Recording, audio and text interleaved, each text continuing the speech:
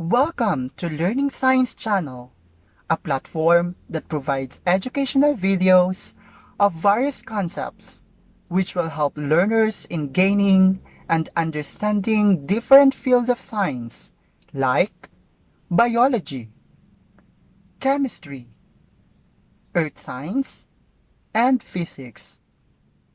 If you are new to our channel, please click the subscribe button and hit the notification bell for more science lessons. In this video, you will learn about circulatory system. You will get information and answer the questions, what is circulatory system? You will also know the parts and functions of the circulatory system, the types of circulation, and the importance of circulatory system to one's life. So, let us begin. What is circulatory system?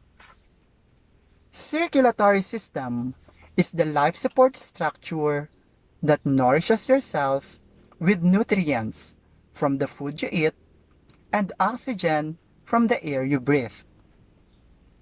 It can be compared to a complex arrangement of highways, avenues, and lanes connecting all the cells together into a neighborhood.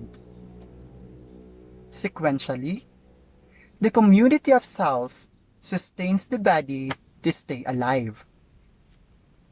Another name for circulatory system is the cardiovascular system. The circulatory system functions with the other body systems to deliver different materials in the body. It circulates vital elements such as oxygen and nutrients. At the same time, it also transports wastes away from the body. There are three major parts of the circulatory system: the heart, the blood vessels, and the blood. First is the heart. The heart is a hollow muscular organ about the size of your fist, which is located in the center of your chest between the lungs. It is the organ that pumps the blood throughout the body. It has 4 chambers with a specific task to do: the 2 ventricles and the 2 atria. The atria are the receiving chambers of the heart. The right atrium accepts blood from the body, while the left atrium accepts blood from the lungs. The ventricles are the pumping chambers of the heart. The right ventricle pumps moving blood to the lungs, while the left ventricle pumps moving blood into the body. The heart has 2 pumps. Each pump has 2 chambers, the upper and lower chambers. The upper chamber is the atrium that receives blood coming from the veins. The lower chamber is the ventricle that forces the blood into the arteries. There is a valve between each atrium and ventricle to prevent the blood from flowing backwards. The valves are like one-way doors that keep the blood moving in only one direction. All of the muscle tissues of the heart do not contract at the same time. Different parts of the heart contract at different times. When the top portion contracts, the bottom part relaxes. When the bottom contracts, the top relaxes. The second major part are the blood vessels. The blood vessels carries the blood throughout the body. There are three types of blood vessels: the arteries, the veins, and the capillaries. Arteries carry oxygenated blood away from the heart to the cells, tissues, and organs of the body. The veins carry the oxygenated blood to the heart. And the capillaries are the smallest blood vessels in the body, connecting the smallest arteries and the smallest veins. It is the actual site where gases and nutrients are exchanged. The third major part and the last part is the blood. The blood carries the materials such as oxygen and nutrients throughout the body. So this time, let us talk about the types of circulation. We have pulmonary circulation, coronary circulation, and systemic circulation. Pulmonary circulation is the movement of blood from the heart to the lungs and back to the heart, while coronary circulation is the movement of blood through the tissues of the heart. And lastly, systemic circulation is the movement of blood from the heart and to the rest of the body except the lungs. But what is the importance of circulatory system? Without circulatory system, it is impossible to deliver oxygen and nutrients throughout our body. Oxygen and nutrients are essential to life. It is the primary materials in our blood that is pumped by the heart and carried by the blood vessels. Without these materials, life will not exist. That is why circulatory system is said to be the life support structure of the body. And it is very important to take good care of our circulatory system. We will discuss on the other video about the negative effects of not taking good care of both respiratory and circulatory system and the ways of preventing it. But for now, if you learned something on this video, please give us a like to show your appreciation. You can also comment on the comment section of what you have learned on this video. And again, if you are new to our channel, don't forget to subscribe and hit the notification bell for more educational videos. Thanks for watching. Welcome to Learning Science Channel, a platform that provides educational videos of various concepts which will help learners in gaining and understanding different fields of science like biology, chemistry, earth science, and physics. In this video, you are expected to learn about respiratory system. You will get information and answer the question of what is respiratory system. You will also know the different parts and function of the respiratory system, how the human breathing system works, and the importance of the respiratory system to one's life. So, let us start. What is respiratory system? Respiratory system is the system that helps us to breathe. It is made up of organs that are associated to breathing. It is the system that allows the exchange of gases such as oxygen and carbon dioxide.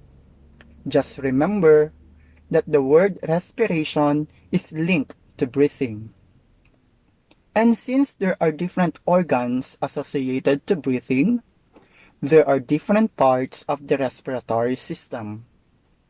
The upper respiratory tract are composed of the nose, mouth, nasal cavity, pharynx, and larynx, while in our lower respiratory tract, it is consists of the trachea, bronchi, bronchioles, lungs, and diaphragm.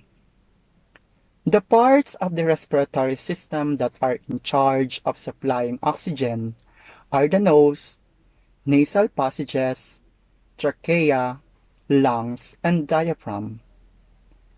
In the nose and nasal passages, the entering air is made up of warm, damp, and clean of unknown particles. Next, the air moves down through the trachea, going to the bronchi, bronchioles, and alveoli. Trachea is the empty tube that serves as a passageway of air into the lungs. It is a long tube from your neck down to your chest. Bronchi are the two branching tubes that connect to the trachea to the lungs. It is also called as the bronchial tubes. It serves as the primary divisions of the trachea that lead respectively into the right and left lung. The next part is the bronchioles, which are hair-like tubes that connect to the alveoli. It is a minute, thin-walled branch of your bronchi. Lastly is the alveoli. Alveoli are the air sacs that allow gas exchange in the lungs. It is where the exchange of oxygen and carbon dioxide take place. So, how the human breathing system works? For an instance, let us do the breathing exercise for at least 5 times and put your hand at your diaphragm.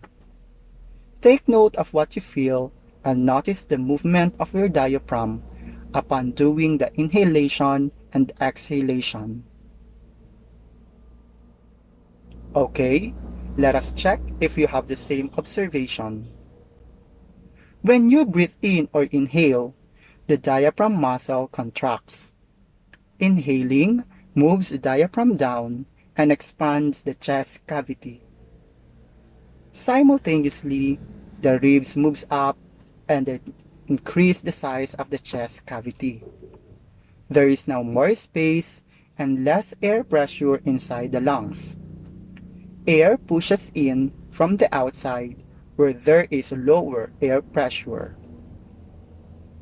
When you breathe out or exhale, the diaphragm muscle relaxes. The diaphragm and ribs return to their original place. The chest cavity returns to its original size. There is now less space and greater air pressure inside the lungs. It pushes the air outside where there is lower air pressure. And that is how the breathing system works. So this time, let us talk about the importance of the respiratory system. Respiratory system allows us to breathe. Without it, the exchange of gases such as oxygen and carbon dioxide will not be possible. Oxygen is necessary for life to exist. Without oxygen, the cells in the body would not be able to release the energy in food per hour, and they would die within minutes. When you inhale and exhale through your respiratory system, life is possible. But what will happen if one part of the system fails to carry out its function properly?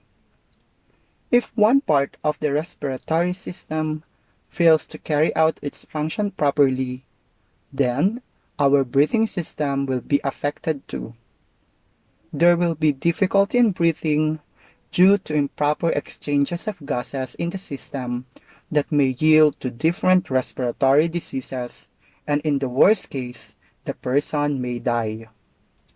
That is why it is very important to take good care of our respiratory system. We will discuss that on the other videos of this channel. But for now, please make sure to subscribe and hit the notification bell to keep you updated. And if you learned something on this video, please give us a like for the appreciation. You can also share this to others as this will help them in learning science, most especially during this time. Thanks for watching. Welcome to Learning Science Channel, a platform that provides educational videos of various concepts which will help learners in gaining and understanding different fields of science like biology, chemistry, earth science, and physics. Before we proceed to our lesson, go ahead and hit the subscribe button, click the notification bell, and smash the like button cause it inspires us in making videos. You can also follow us on our official Facebook page, Learning Science Official, by clicking the link on the description down below. For today's video, you will learn about how do respiratory and circulatory systems work together. So, let's get started. Respiratory and circulatory system work together to circulate the blood throughout the body. Air moves to the lungs through the nose, nasal passages, pharynx, larynx, trachea, bronchi, and bronchioles. Oxygen diffuses to the bloodstream and transported to the left chamber of the heart through the pulmonary veins. The heart pumps the blood to the other parts of the body. As the oxygen diffuses to the cells use oxygen to break down sugar to release energy. As a result, carbon dioxide gases are produced as waste materials in the bloodstream. The carbon dioxide-rich blood is delivered to the right portion of the heart through superior and inferior vena cava. The heart pumps the blood to the lungs through the pulmonary artery.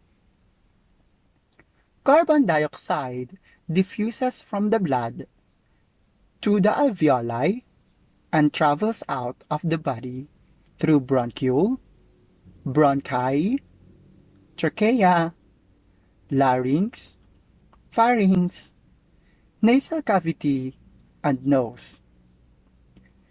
These processes continue as we breathe in air and out, and as the heart pumps the blood. Without these coordinated functions of the respiratory and circulatory system, humans will surely die.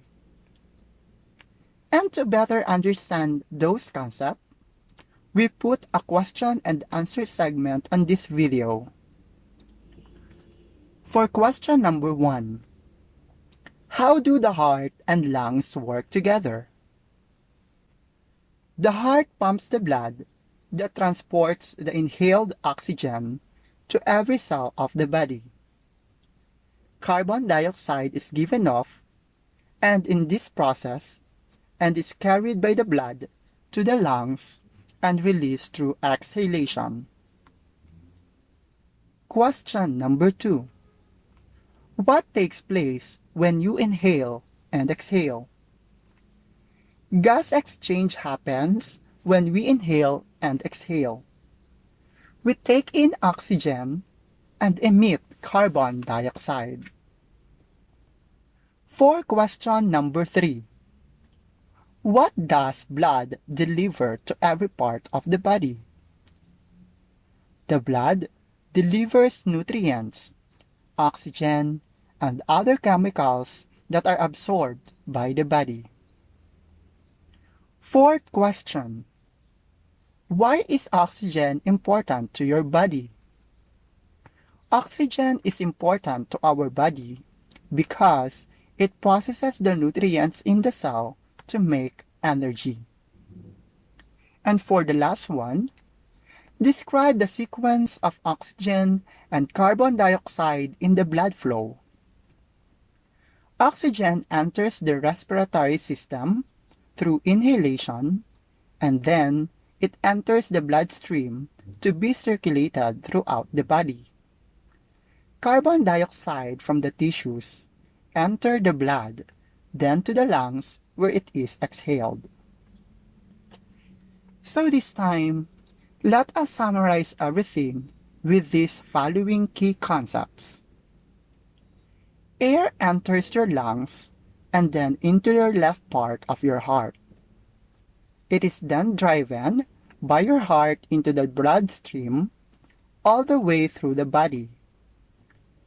The heart pumps the blood, which transports essential nutrients, oxygen, and other chemicals to every part of the body. Once it reaches the cells, oxygen processes the nutrients to release energy. Carbon dioxide is given off during this process. The blood delivers carbon dioxide into the right portion of your heart, from which it is pumped by the lungs. Carbon dioxide leaves your body through the lungs when you exhaled. And that is how respiratory and circulatory systems work together. It will be our pleasure if you learned something on the presentation. And if so, your participation will highly be appreciated by answering this question. What essential learnings do you get in this video? Feel free to write down below on the comment section your learnings after watching the video. And of course, do not forget to subscribe, hit the notification bell, and give us a like. Enjoy learning!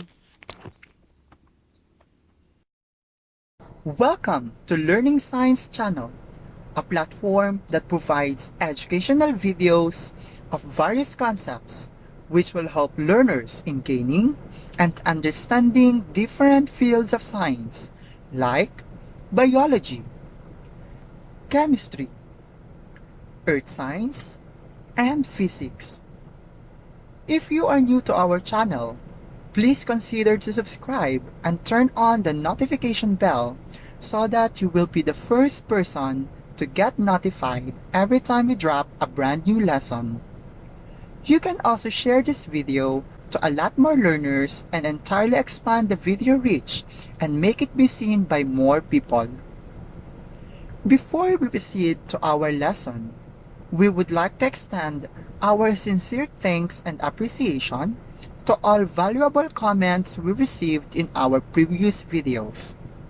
And shout out to Miss Berlina for being active and having such a nice comment on our videos.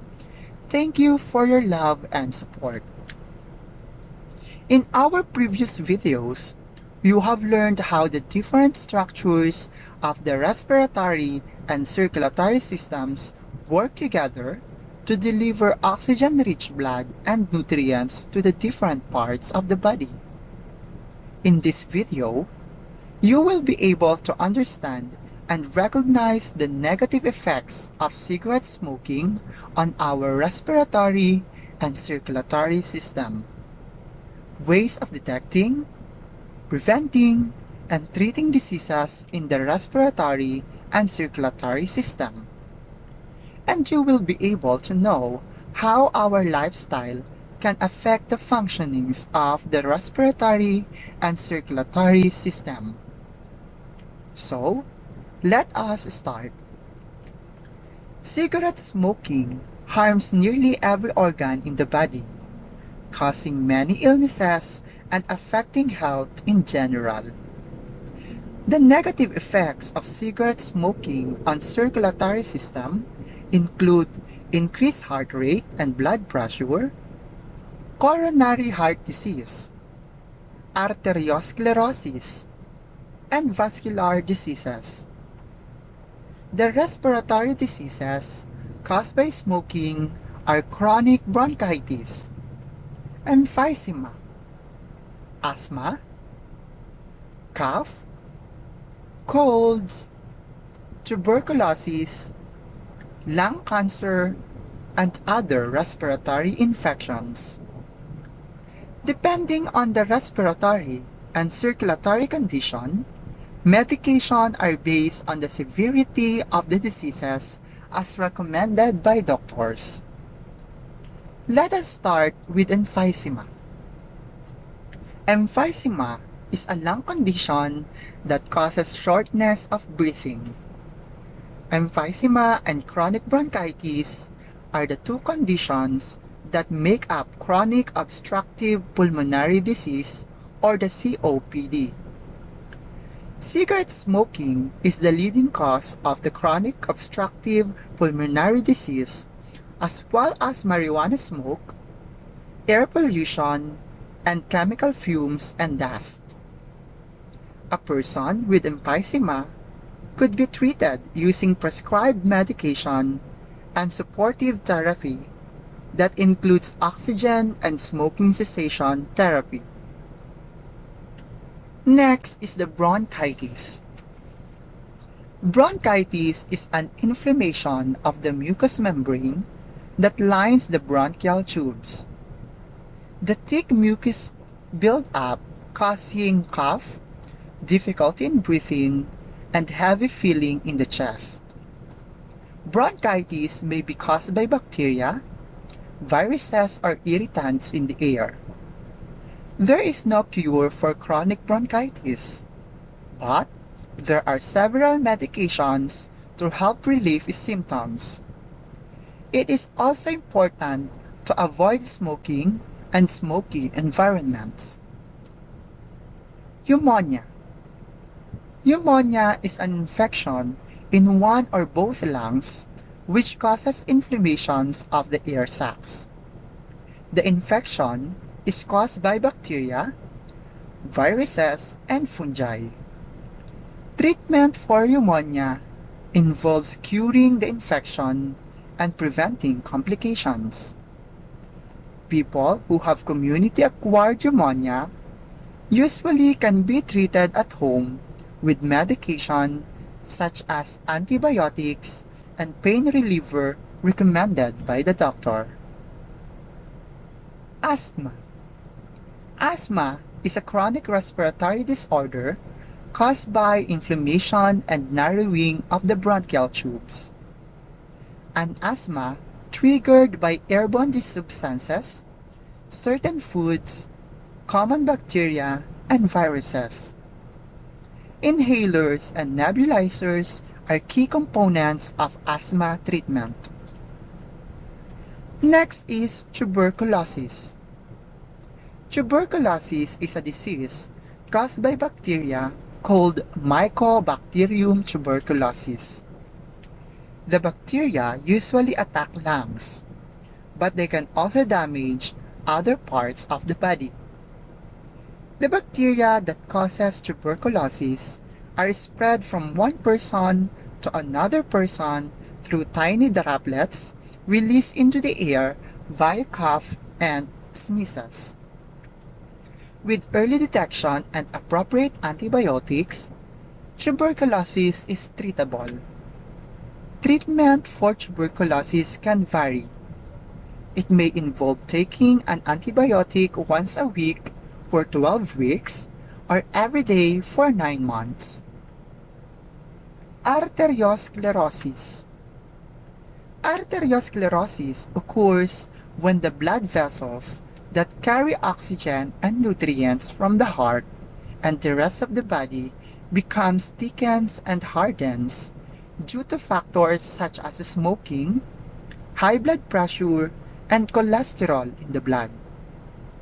A person with arteriosclerosis is advised to undergo medication and surgical procedure and treatment to change lifestyle.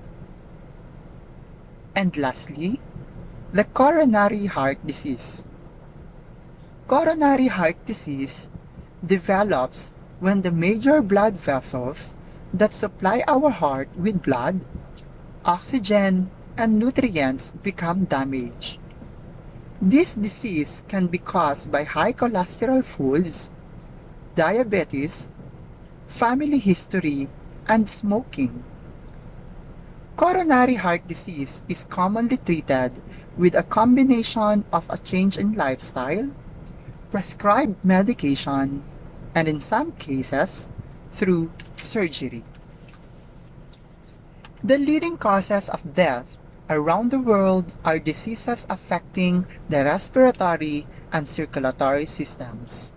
However, they can be prevented simply by having a healthy lifestyle that promotes wellness. Here are some tips you can do to prevent respiratory and circulatory diseases. First, quit and stop smoking. Second, eat healthy foods. Third, exercise regularly. Fourth, maintain a healthy weight. Fifth, have enough rest or sleep. Sixth, take vitamin C to improve immune system. And lastly, proper hygiene. If you practice all of those tips, then you will have a healthy respiratory and circulatory system.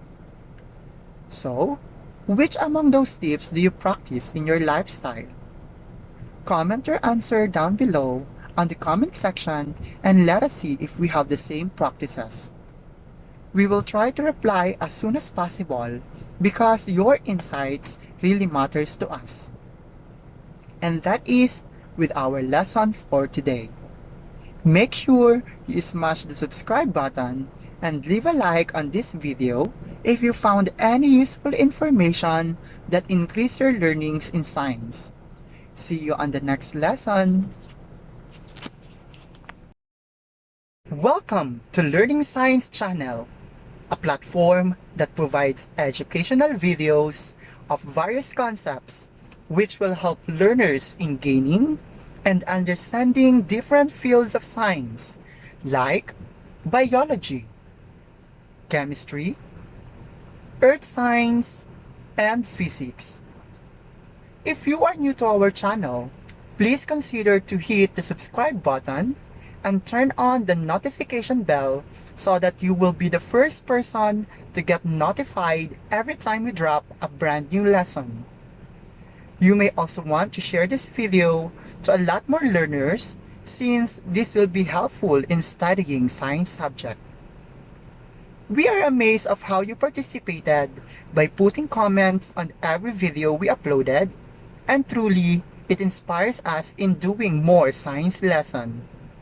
And with that, we would like to shout out to Mr. Terence Amonte for commenting consistently and adding valuable contribution to each video. Thank you for your love and support. For today's video, we will be having our respiratory system quiz challenge. We provide 20 questions that will test your understanding about respiratory system. You will be given time to answer each question. At the end of our quiz, feel free to comment on the comment section your score for us to know how much do you know about respiratory system. So, let's get started. Question number 1. What is the function of the respiratory system? Is it letter A, to take in glucose and convert it into usable energy? Letter B, gas exchange between the external environment and the body's circulatory system? Letter C, send signals through the spinal cord and brain to tell other parts what to do? Or letter D, pumps the blood throughout the body?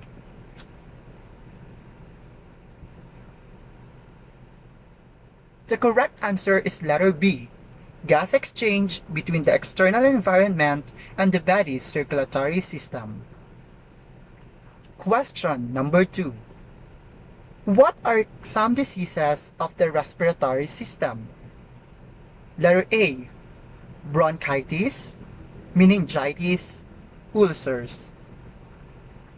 Letter B. Bronchitis, asthma, emphysema.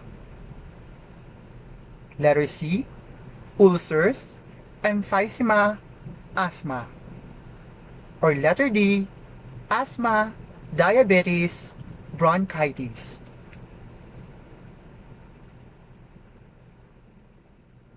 The answer is letter B. Bronchitis, asthma, emphysema. For our third question, what body structure protect the lungs from outside harm? Letter A. Cartilage. Letter B. Air sacs. Letter C. Rib cage. Or letter D. Diaphragm.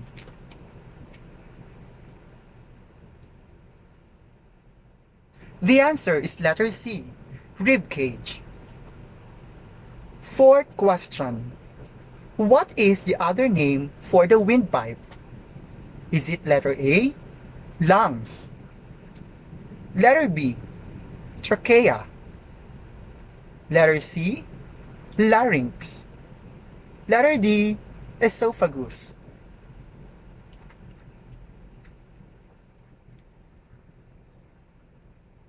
The correct answer is letter B, trachea. Question number 5. It is a breathing disorder characterized by coughing and sneezing. Is it letter A, asthma? Letter B, bronchitis. Letter C, emphysema. Or letter D, tuberculosis.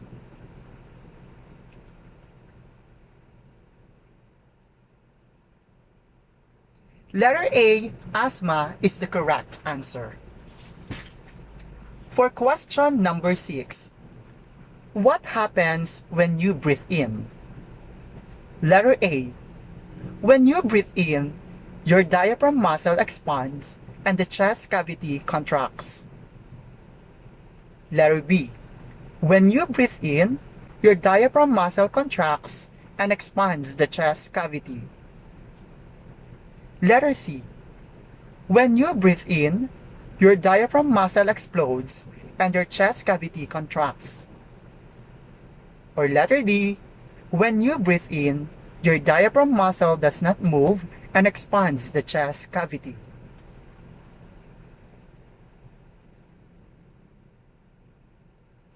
The correct answer is letter B. When you breathe in, your diaphragm muscle contracts and expands the chest cavity. Question number 7.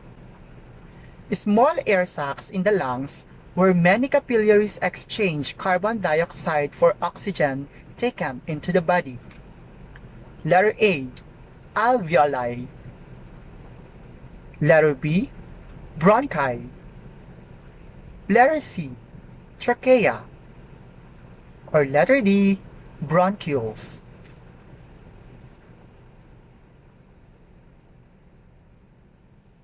The answer is letter A, alveoli. Number 8. A large muscle that separates the chest cavity from the abdominal cavity and helps with breathing. Is it letter A, larynx? Letter B, trachea. Letter C, diaphragm. Or letter D, bronchi.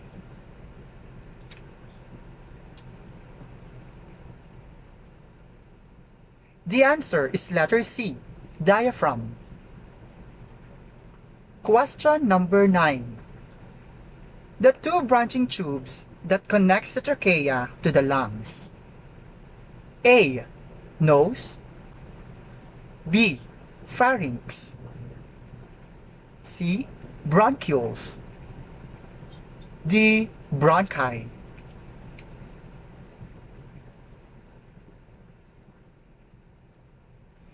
The correct answer is letter D, bronchi. Number 10. Which of the following structures is not part of the respiratory system? Is it letter A, nose? Letter B, trachea? Letter C, esophagus? Or letter D, bronchi?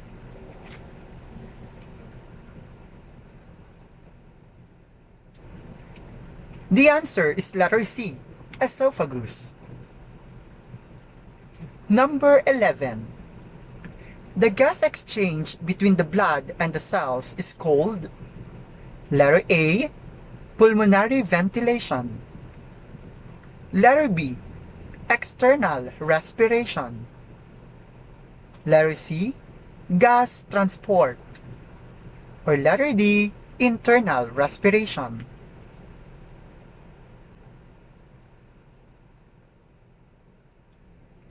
The answer is letter D, internal respiration.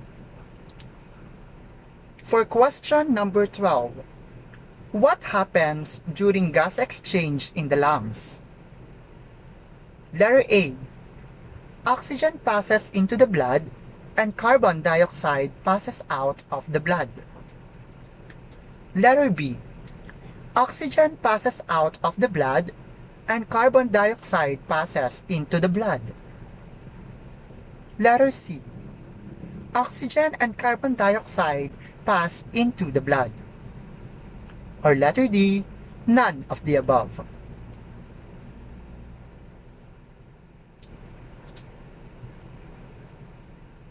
The correct answer is letter A, oxygen passes into the blood and carbon dioxide passes out of the blood. Question number 13. Which process does not occur in the nasal cavity? Letter A, humidification of inhaled air. Letter B, exchange of gases. Letter C, trapping of large foreign bodies. Or letter D, warming of inhaled air.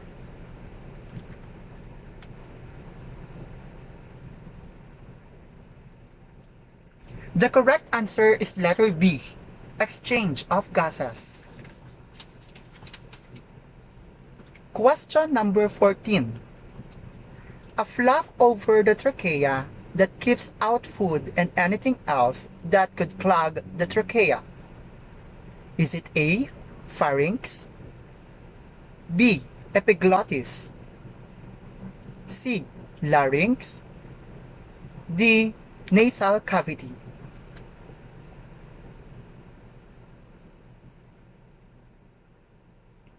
The correct answer is letter B, epiglottis. Number 15.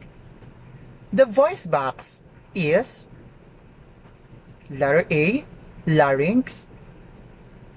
Letter B, pharynx. Letter C, trachea.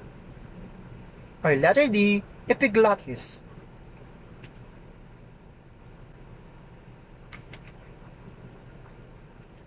The correct answer is letter A, larynx. Number 16. Which of the following is the correct order for air passing through the lungs? Is it A, trachea, alveoli, bronchi, bronchioles? Letter B, bronchi, trachea, bronchioles, alveoli.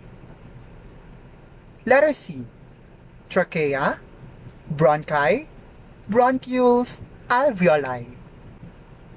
Or letter D, bronchi, alveoli, trachea, bronchioles.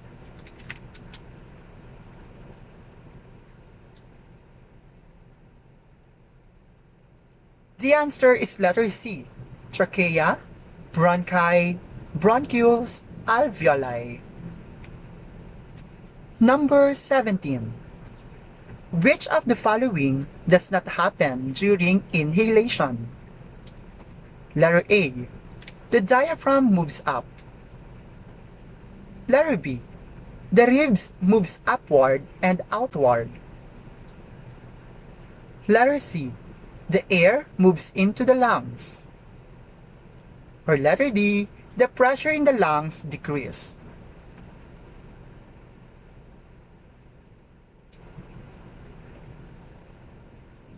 The correct answer is letter A. The diaphragm moves up. Question number 18. Pneumonia is a blank. Is it A, a type of cancer? B, another name for bronchitis? C, a lung infection? Or letter D, a form of hepatitis?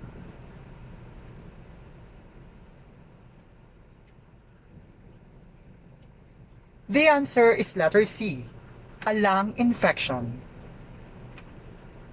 For question number 19, each of the alveolar sac is surrounded by letter A, veins, letter B, arteries, letter C, capillaries, and letter D, lymphatic nodes.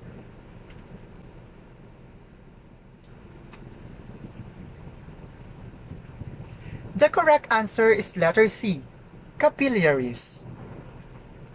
And now, let us move on to the last question, question number 20. What is the purpose of the little hairs inside the nose? Is it letter A, to fight diseases? Letter B, they serve no purpose. Letter C, to tickle the nose and causes sneezes. Or letter D, to keep dust out of the lungs.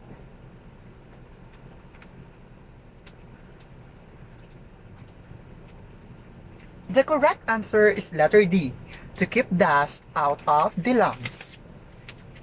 And that's it with our respiratory system quiz challenge. Hope you enjoy answering it. And do not hesitate to share with us your score by putting it on the comment section. After doing so, please consider to subscribe if you find our videos helpful in learning science. Hit the notification bell and leave us a like for appreciation. See you again for more science videos. Welcome to Learning Science Channel, a platform that provides educational videos of various concepts which will help learners in gaining and understanding different fields of science like biology, chemistry, earth science, and physics. If you are new to our channel, make sure to subscribe so that you don't miss out our future science videos. And click the notification bell for you to get notified every time we drop a brand new lesson. Please consider to share our videos to a lot more learners so we can help them in learning science subject. Upon reading all of your comments, it really gives us so much inspiration to do better in providing educational videos. And shout out to Miss Janine Villano for a very wonderful comment you shared. We really do appreciate it. Thank you for your love and support. So for today's video, we will be having our circulatory system quiz challenge.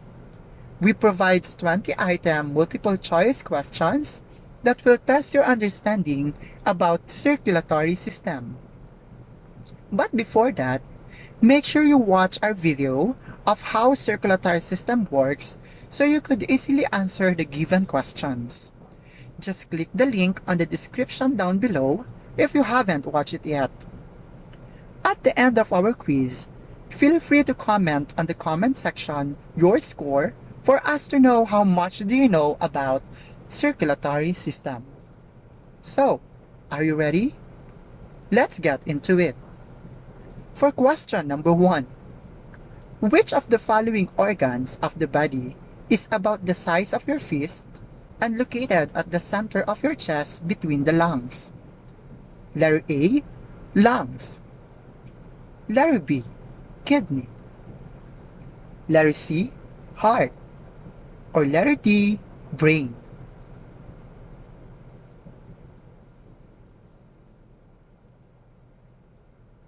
The correct answer is letter C, heart.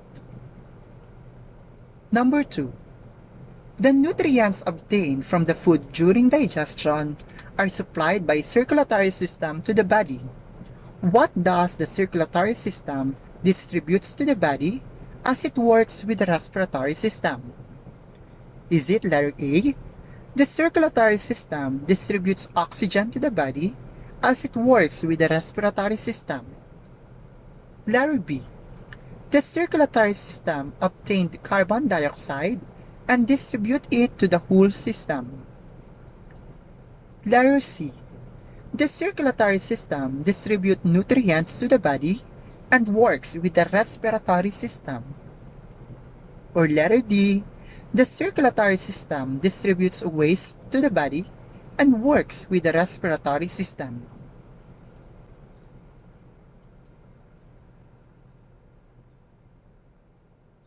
The correct answer is letter A. The circulatory system distributes oxygen to the body as it works with the respiratory system. Question number 3. It acts as a one-way door, allowing blood to flow either forward into the next chamber or out of the heart. Letter A, veins. Letter B, atrium. Letter C, ventricle. Or letter D, valve.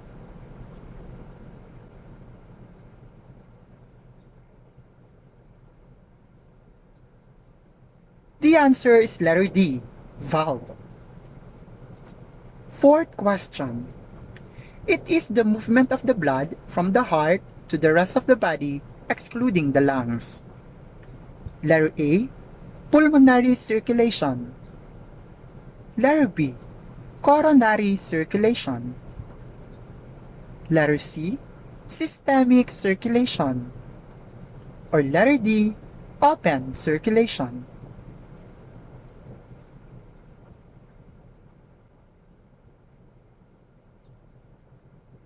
The correct answer is letter C, systemic circulation.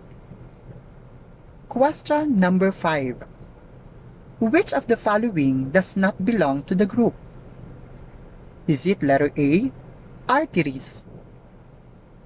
Letter B, capillaries?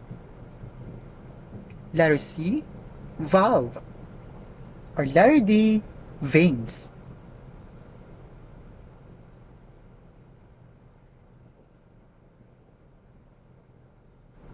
The answer is letter C, valve. Question number 6. What is the function of the blood vessels and capillaries? Letter A, they pump blood to the heart. Letter B, they carry blood to all parts of the body. Letter C, they filter impurities from the blood. Or letter D, they carry messages from the brain to the muscle.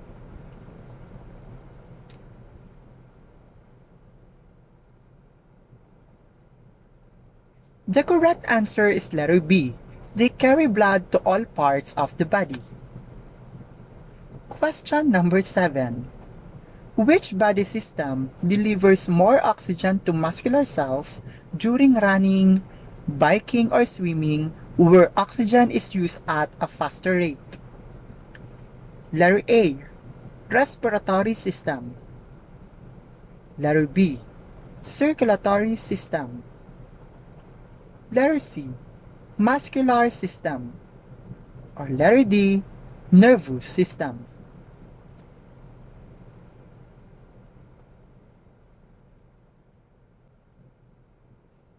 Letter B, circulatory system is the correct answer. Question number 8. Which chamber of the human heart pumps blood to all parts of the body? Is it letter A, right atrium? Letter B, left atrium? Letter C, right ventricle? Or letter D, left ventricle?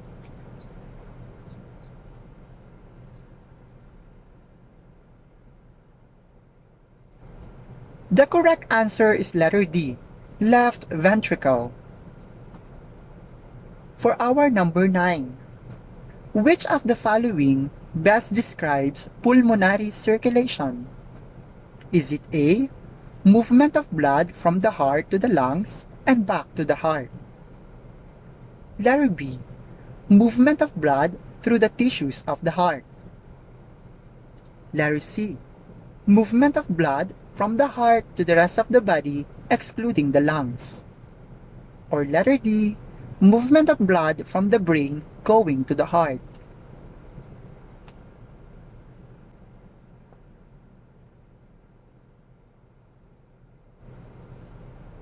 The correct answer is letter A, movement of blood from the heart to the lungs and back to the heart.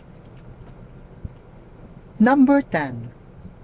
Which of the following makes up the circulatory system?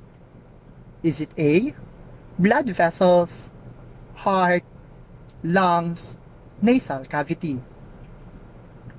Letter B, blood vessels, heart. Letter C, blood vessels, lungs.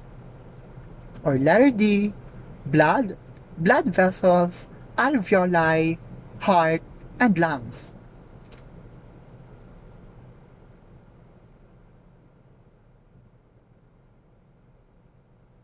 The answer is letter B, blood vessels, and heart. Question number 11. Which chamber of the human heart pumps blood to the lungs? Is it letter A, right atrium? Letter B, left atrium? Letter C, right ventricle? Or letter D, left ventricle?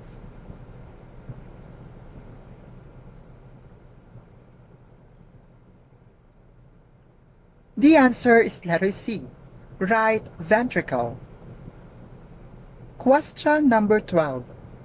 Which of the following blood vessels contains deoxygenated blood? Letter A, pulmonary veins. Letter B, pulmonary artery. Letter C, aorta. Or letter D, carotid artery.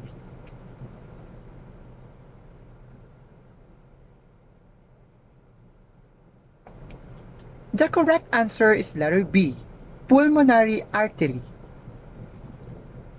Number 13. The size of gaseous exchange between the blood and tissues is the blank.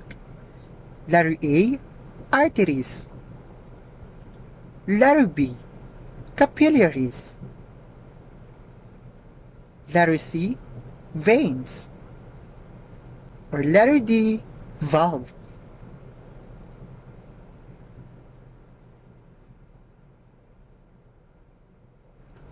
The correct answer is letter B, capillaries. Number 14. Which layer of the heart is composed of tough fibrous tissue? Is it letter A, endocardium? Letter B, epicardium?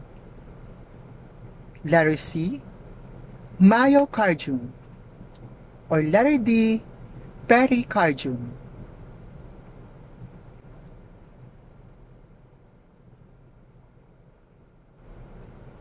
The correct answer is letter D, pericardium.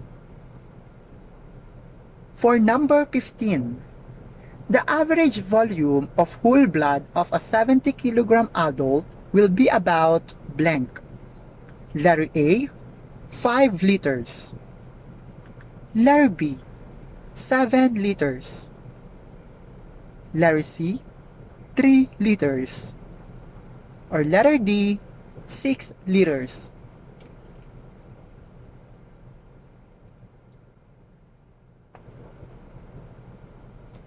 The answer is letter A, 5 liters. Question number 16. Which of the following best describes systemic circulation? Letter A, movement of blood from the heart to the lungs and back to the heart. Letter B, movement of blood through the tissues of the heart. Letter C, movement of blood from the heart to the rest of the body excluding the lungs. Or letter D, movement of blood from the brain going to the heart.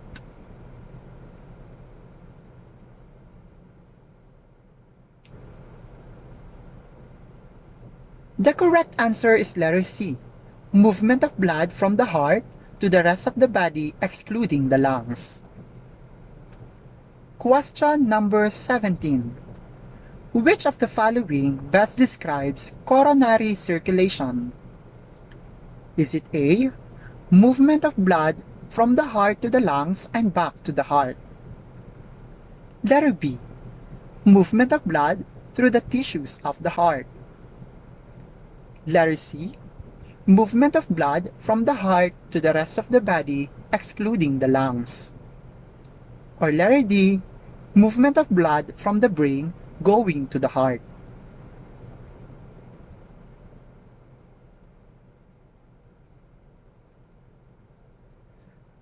The correct answer is letter B, movement of blood through the tissues of the heart. Question number 18. Where do arteries carry blood? A, to the heart. B, away from the heart. C, to the brain. Or D, away from the brain.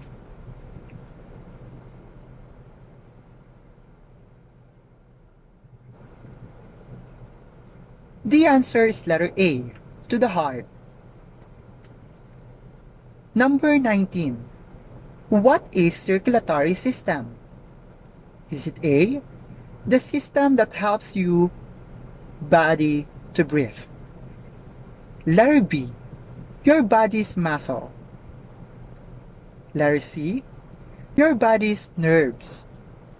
Or letter D, your body's blood transporting system.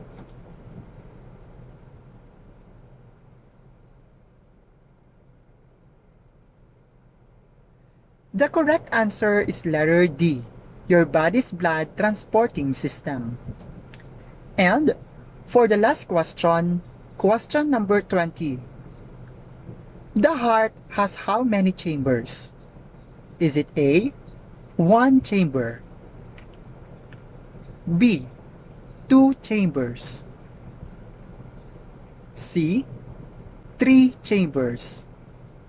Or letter D, 4 chambers?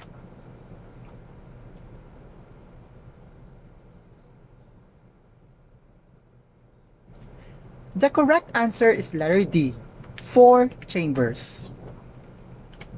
And that's it with our circulatory system quiz challenge. Hope you enjoy answering those questions. And do not hesitate to share with us your score by putting it on the comment section.